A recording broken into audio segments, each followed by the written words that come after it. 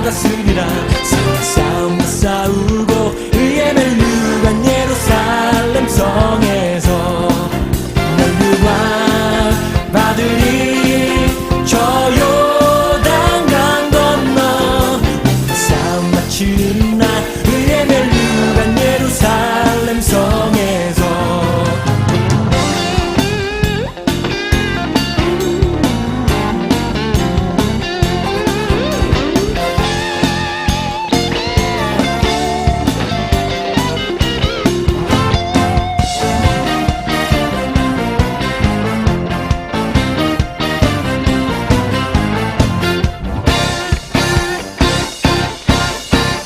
달려갈 길 다 가고 싸움 모두 마치는 주와 함께 기쁨을 용사들 하늘이 새. 싸움 싸우고 의에 멸류관 이 시간 같이 보실 말씀은 로마서 5장 1절에서 11절의 말씀입니다. 교회를 나오게 되면은 가장 먼저 교회를 다니지 않는 사람들과 더 이상 어울리는 것이 재미가 없어집니다. 그들이 좋아하는 것, 또 그들에게 중요한 것이 더 이상 나에게는 중요하지 않아졌기 때문입니다. 세상 사람들은 저마다 다른 가치의 기준을 두고 살아갑니다. 돈이 중요하다라고 생각하는 사람은 모든 것을 돈의 가치를 두고, 외모가 중요하다라고 생각하는 사람은 모든 것을 외모의 가치를 두고, 또 지식이 중요하다라고 생각하는 사람은 모든 것을 지식의 가치를 두며 살아갑니다. 친구를 사귀는 것도, 직장을 구하는 것도, 결혼을 하는 것도 모두 자기가 가지고 있는 가치를 중심으로 선택하여 살아갑니다. 신앙생활을 하는 것도 마찬가지입니다. 주일 성수를 무조건 해야 된다라고 생각하는 사람은 무슨 일이 있어도 그것의 가치를 두고 주일 성수를 합니다. 그러나 교회 가는 것보다는 공부가 더 중요하고 사람 관계가 더 중요하다라고 생각하는 사람은 그것에 더 많은 가치를 두고 다른 일들에 더 시간을 많이 쏟습니다. 이렇게 교회 밖에 있는 사람들도, 또 교회 안에 있는 사람들도 하나님과의 관계보다는 세상과의 관계를 더 좋게 하기 위해 많은 시간과 노력을 들입니다. 육신의 일들을 더 많이 고민하고 생각합니다. 그리고 육신의 일들에 문제가 생기면 신앙생활을 저만큼 미루어 놓게 됩니다. 그만큼 많은 사람들은 세상 일에 더 많은 가치를 두고 살아가고 있습니다. 교회 나가는 것을 반대하는 가족들 때문에 교회 나오는 문제로 가족들과 관계가 나빠지는 것을 원치 않아서 가족들과의 관계 개선에 먼저 열심을 내는 사람들도 있습니다. 그리고는 가족과의 관계를 먼저 해결한 후에 교회를 나오겠다라고 결심을 합니다. 직장의 문제의 경우에도, 또 사업의 문제가 생겼을 경우에도 마찬가지입니다. 신앙생활도 가정과 직장과 사업이 모두 원만해야 하는 것이다 라고 생각을 하기 때문입니다. 그런데 우리가 착각하고 있는 것은 문제의 원인을 잘못 알고 있다라는 것입니다. 모든 문제는 하나님과의 관계가 원만하지 않음에 그 문제의 원인이 있습니다. 하나님과의 화평이 해결되지 않으면 우리 삶의 모든 영역에서의 화평은 절대로 이루어지지 않습니다. 특별히 교회를 열심히 나가는데도 여전히 해결되지 않는 문제로 인해 잘못된 선택을 하게 되는 경우가 많습니다. 예수님을 믿어도 인생에 고난이 있음은 우리 모두가 이미 알고 있는 사실입니다. 그러나 이 문제가 내가 원하는 대로 해결이 되어야 만사형통이라고 생각하는 것을 바꾸어내야 합니다. 3절에서 4절의 말씀을 읽으시겠습니다. 다만 이뿐 아니라 우리가 환난 중에도 즐거워하나니 이는 환난은 인내를, 인내는 연단을, 연단은 소망을 이루는 줄 알미로다. 아멘. 예수님을 통해 하나님과의 관계가 회복되면 고난을 바라보는 나의 시각, 그리고 고난에 대처하는 나의 자세가 달라지게 됩니다. 환난 중에도 즐거워하게 됩니다. 환난은 인내를, 인내는 연단을, 연단은 소망을 이루는 줄 알게 되기 때문입니다. 그래서 더 이상 고난이 고난으로 느껴지지 않습니다. 작은 일에도 분을 잘 내거나 참지 못하는 사람들이 있습니다. 또한 조금만 아파도 금방 죽을 것처럼 유난을 떠는 사람들도 있습니다. 그러나 반대로 큰 일에도 잠잠히 또한 담대하게 대처하는 사람들이 있습니다. 상대방도 환경도 바뀌지 않았지만 그것을 바라보는 내가 바뀌게 되기 때문입니다. 상대가 바뀌고 환경이 바뀌어서 화평해진 게 아니라 나와 하나님과의 관계가 화평해지면서 나와 상대방의 관계가 그리고 내가 내 환경과 화평해지게 되는 것입니다. 8절에서 11절의 말씀을 보시겠습니다. 우리가 아직 죄인 되었을 때에 그리스도께서 우리를 위하여 죽으심으로 하나님께서 우리에게 대한 자기의 사랑을 확증하셨느니라. 그러면 이제 우리가 그 피를 인하여 의롭다 하심을 얻었은즉 더욱 그로 말미암아 진노하심에서 구원을 얻을 것이니 곧 우리가 원수 되었을 때에 그 아들의 죽으심으로 말미암아 하나님으로 더불어 화목되었은즉 화목된 자로서는 더욱 그의 살으심을 인하여 구원을 얻을 것이니라. 이뿐 아니라 이제 우리로 화목을 얻게 하신 우리 주 예수 그리스도로 말미암아 하나님 안에서 또한 즐거워하느니라. 아멘. 우리가 예수님을 믿어서 받는 복은 생명이며 구원이며 하나님과의 화목, 화평입니다. 구원에 대한 확신이 없는 사람들은 또한 천국에 대한 확신이 없는 사람들은 하나님과의 화평보다 육신의 것들에 더 마음을 많이 쏟습니다. 성경이 문서로 기록되기 전에는 일반 성도들은 성경을 갖고 있지 못했습니다. 그래서 직접 볼 수도 읽을 수도 없었습니다. 사제들을 통해서만 말씀을 들을 수 있었습니다. 그렇다 보니 자의적인 해석으로 말씀을 왜곡하여 전하거나 이단들이 생겨나기도 하였습니다. 그러나 지금은 언제 어디서든 누구나 눈으로 보고 읽을 수 있도록 성경을 모두가 다 가지고 있습니다. 그런데 문제는 성경을 듣지도 않고 읽지도 않는다는 데에 있습니다. 또한 더 큰 문제는 듣고 읽어도 실천하지 않는다는 데에 문제가 있습니다. 성경은 분명하게 우리가 아직 죄인 되었을 때에 그리스도께서 우리를 위하여 죽으심으로 하나님께서 우리에게 대한 자기의 사랑을 확증하셨다라고 말씀합니다. 누가 누구를 위해서 대신 죽어줄 수 있는 사람은 없을 것입니다. 그러나 예수님께서는 우리를 위하여 대신 죽으셨다라는 것입니다.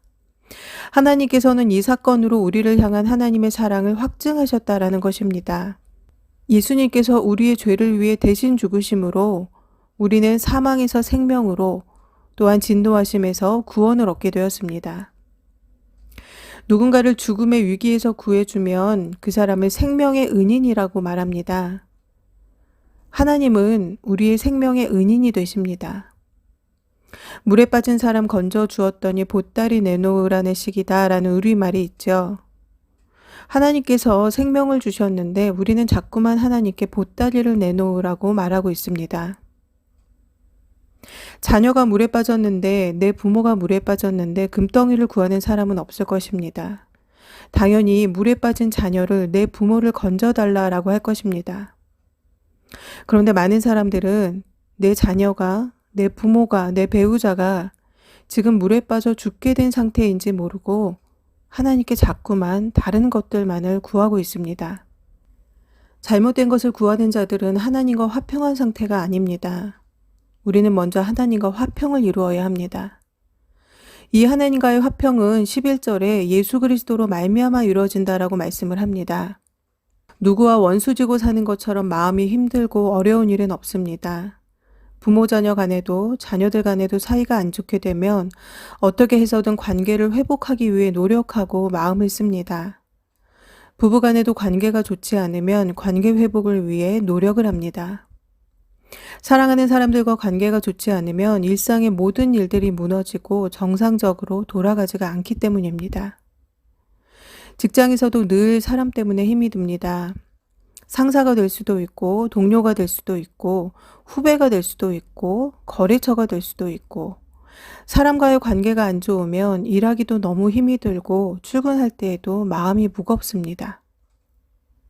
10절의 말씀을 보시겠습니다. 곧 우리가 원수 되었을 때에 그 아들의 죽으심으로 말미암아 하나님으로 더불어 화목되었은즉 화목된 자로서는 더욱 그의 살으심을 인하여 구원을 얻을 것이니라. 아멘.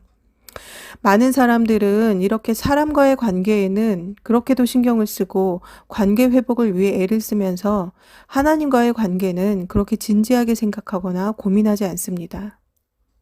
10절의 말씀과 같이 이 땅에는 하나님과 아직도 원수지고 살고 있는 사람들이 많이 있습니다. 모든 문제의 원인은 나와 하나님과의 관계에 있습니다. 사람을 선택하는 것도, 직장을 선택하는 것도, 친한 사람을 선택하는 것도 내가 어떤 기준을 가지고 선택하느냐에 따라 달려 있습니다.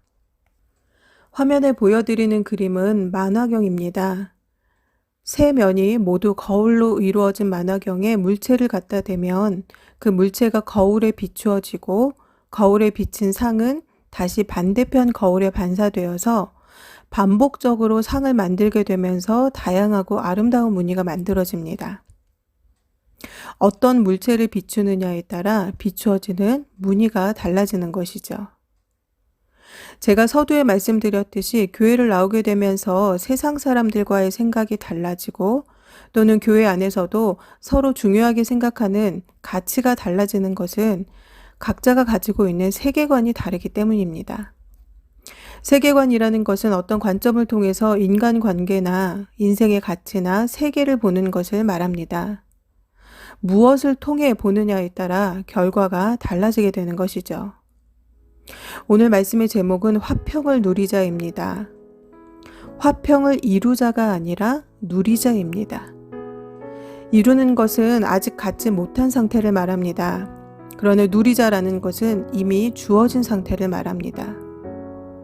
5장 1절의 말씀을 읽으시겠습니다. 그러므로 우리가 믿음으로 의롭다 하심을 얻었은즉 우리 주 예수 그리스도로 말미암아 하나님으로 더불어 화평을 누리자. 아멘.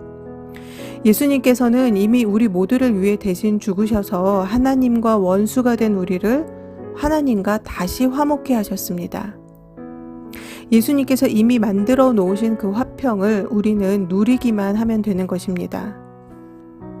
그런데 우리는 이 화평을 왜 못 누립니까? 아직도 세상적인 세계관을 가지고 있기 때문입니다. 사람을 사귀는 것도, 직장을 선택하는 것도, 결혼을 하는 것도, 자녀를 길러내는 것도, 심지어는 신앙생활마저도 세상적인 세계관을 가지고 선택을 하기 때문입니다. 세상과 화평하기 위해 애를 쓰기 때문입니다. 우리는 우선순위를 분명히 알아야 합니다. 세상과 화평하지 못한 이유는 그리스도로 인해 이미 주어진 하나님과의 화평을 온전히 제대로 누리고 있지 못하기 때문입니다. 골로새서 1장 20절과 에베소서 2장 14절은 다음과 같이 말씀합니다.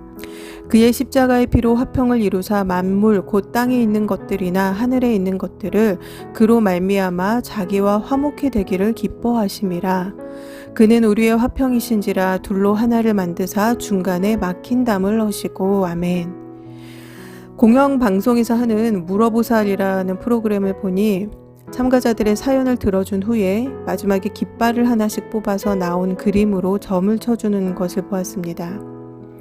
사실 그 그림이 무슨 능력이 있고 그 사람의 미래를 맞추는 것이 되겠습니까? 코에 걸면 코걸이, 귀에 걸면 귀걸이 인식인 거죠. 그런데도 사람들은 아무것도 아닌 그 그림 하나에 얼굴이 환해져서 웃는 것을 보았습니다. 우리에게는 꿀송이보다 더 단 확실한 하나님의 말씀이 있습니다. 말씀은 깃발을 뽑아서 무엇이 나올지 모르는 그러한 것으로 우리에게 주어진 것이 아닙니다. 말씀은 만물을 창조하시고 사람을 자신의 형상으로 창조하신 하나님의 분명한 약속이며 선포의 말씀으로 우리에게 주어졌습니다.